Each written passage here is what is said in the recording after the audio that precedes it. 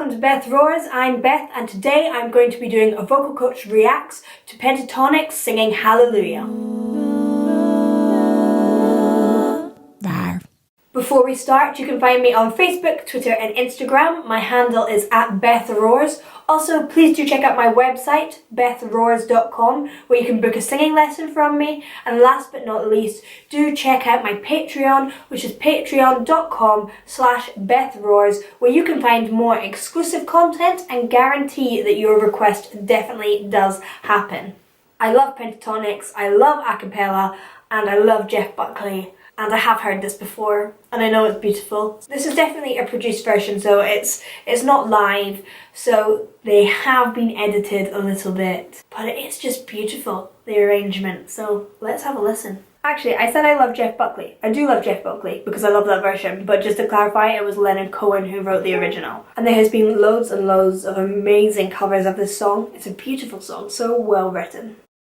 I've heard there was a secret chord that David played and it pleased the Lord.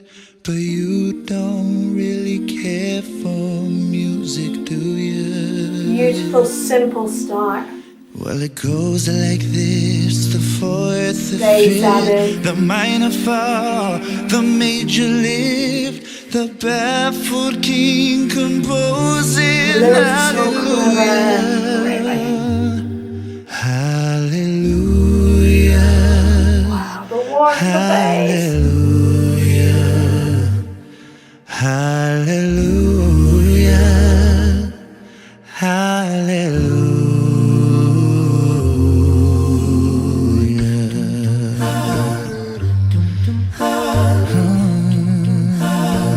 Let's talk about that first section. It was so simple.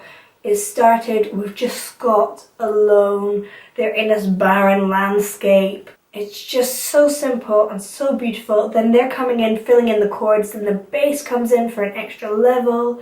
You've got the sound of wind that is provided by Kevin. And then the next section, we've now got this new texture with the dum dum dum. Really great. Well, your faith was strong, but you needed proof. You saw her bathing on the roof, her beauty in the moonlight overthrew you. She tied you to the kitchen.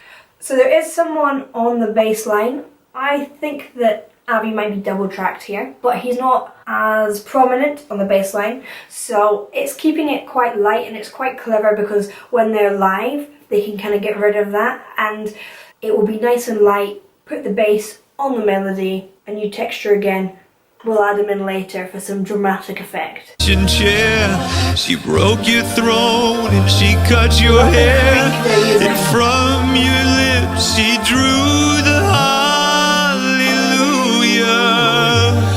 hallelujah.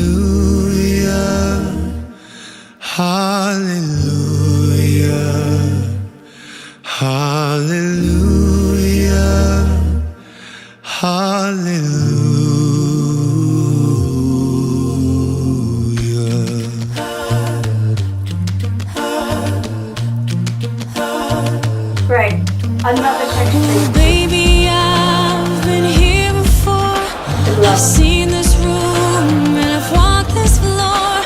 I used to live alone before I knew you. Great, so they're using elements of the previous verse but adding a beat in. The clap and the foot, that isn't the actual sound of that. Well, it is that sound, but it's treated to sound more epic. It's got loads of reverb and different effects on it. But it's clever how they're building it up, how they're getting these really clashy chords and then the release. I love how the soloists are singing it. They're all adding quite a lot of creak, a lot of cry to make it feel emotional, on edge. It's great. And I've seen your flag on the marble arch, and love is not a victory march. It's a cold and it's a broken hallelujah, hallelujah. Great. I loved how she placed those really mixy notes that just cut through the mix, and then how they all came down together on that parallel phrase on the da-da-da-da-da-da, which is an addition to the melody, the original melody.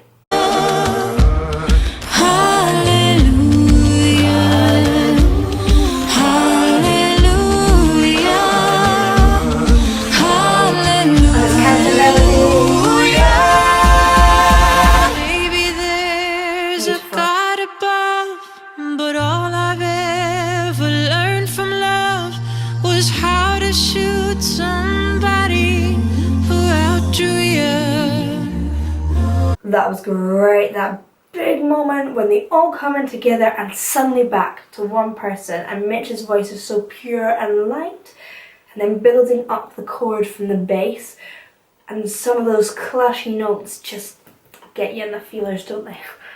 And it's not a cry that you hear at night, it's not somebody who's seen the light, it's a chord and it's a broken.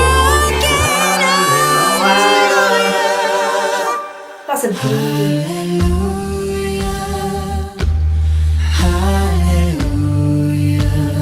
Using all the tricks. Back to unison.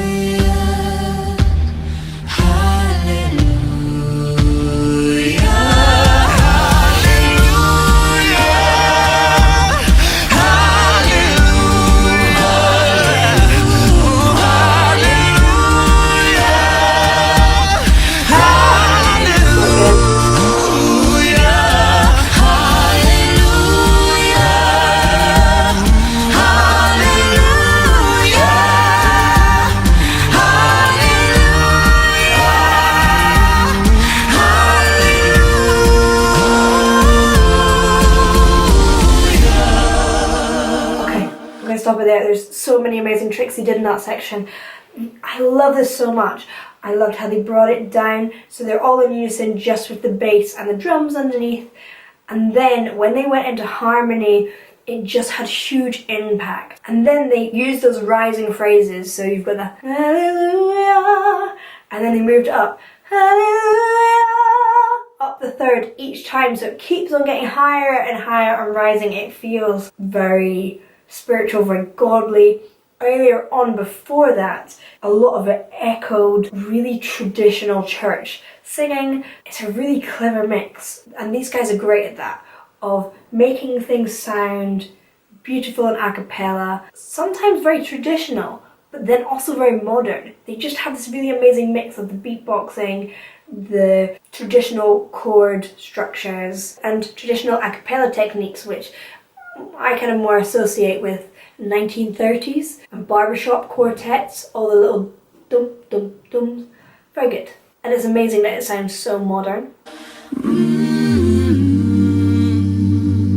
So together sounding.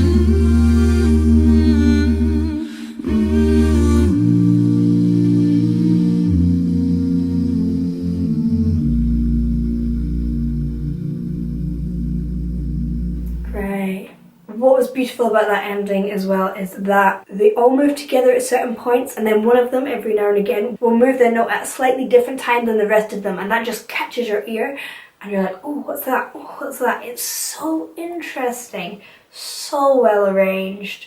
It's such a beautiful song anyway, and they've done a fantastic job. Thank you for watching. I hope you liked. If you did, please do like and subscribe, and I'll see you in the next one. Bye!